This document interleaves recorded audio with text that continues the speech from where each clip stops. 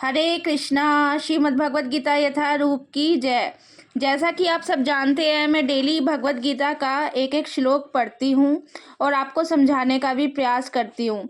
मैं भगवत गीता का पूरा हिंदी अनुवाद और तात्पर्य आपको पढ़ के सुनाती हूँ। तो आज हमारा श्लोक संख्या 20 है। हमारा अध्याय 1 चल रहा है। 19 श्लोकों तक मैंने पूरा हिंदी अनुवाद और तात्पर्य पढ़ा है और आपको समझाया भी है। तो आज हम शुरू करते हैं। आज का हमारा श्लोक संख्या 20 है। अध्याय हमारा 1 चल रहा है, कुरुक्षेत्र के युद्ध स्थल में सैन्य निरीक्षण।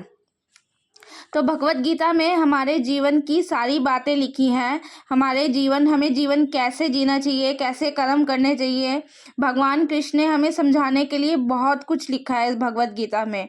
तो हम डेली भी एक एक श्लोक पढ़ें तो हमारा कल्याण होगा। शुरू करते हैं हमारा आज का श्लोक। अथ व्यवस्थितान दृष्ट्वा धातराष्ट्रान् कपिध्वजा पर्वते शस्त्र संपाते धनुरुद्मे पांडवः हषिकेशं तदा वाक्ये मिद महामहीपते।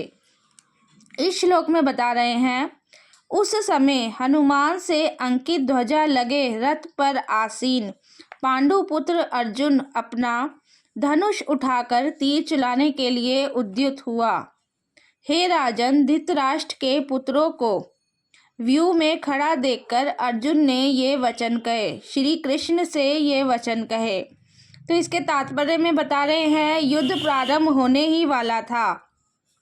तो उपयुक्त कथन से ज्ञात होता है, पांडवों की सेना की अप्रत्याशित व्यवस्था से धृतराष्ट्र के पुत्र बहुत कुछ निरुत्साहित थे। मतलब जो धृतराष्ट्र के पुत्र है वो उदास थे। मतलब पांडवों की जो व्यवस्था देखकर धृतराष्ट्र के पुत्र उदास थे, क्योंकि युद्ध भूमि में पांडवों का निर्देशन भगवान कृष्ण के आदेशानुसार हो रहा था। क्योंकि पांडवों का जो निर्देशन कौन कर रहा था? स्वयं भगवान कृष्ण कर रहे थे।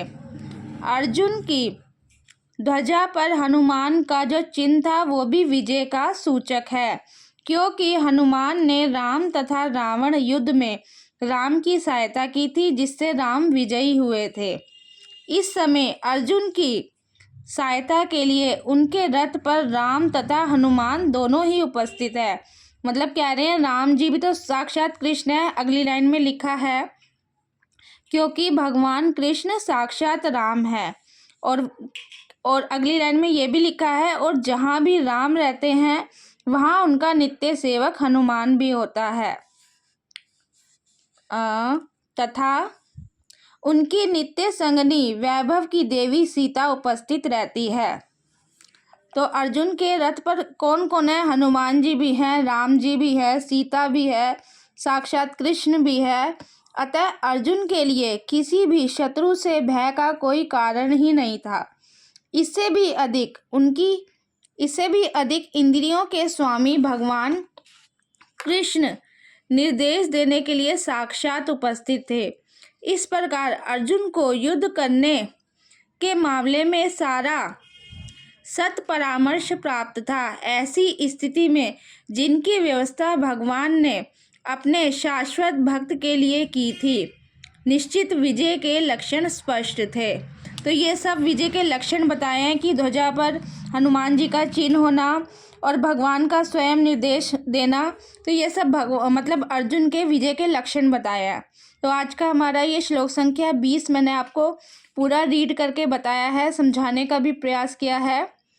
तो अगर आपकी कोई भी क्वेरीज है, कोई क्वेश्चन है गीता से जुड़े, तो आप मुझे कमेंट करके पूछ सकते हैं। मैं आंसर देने का पूरा प्रयास करूँगी। हरे कृष्णा।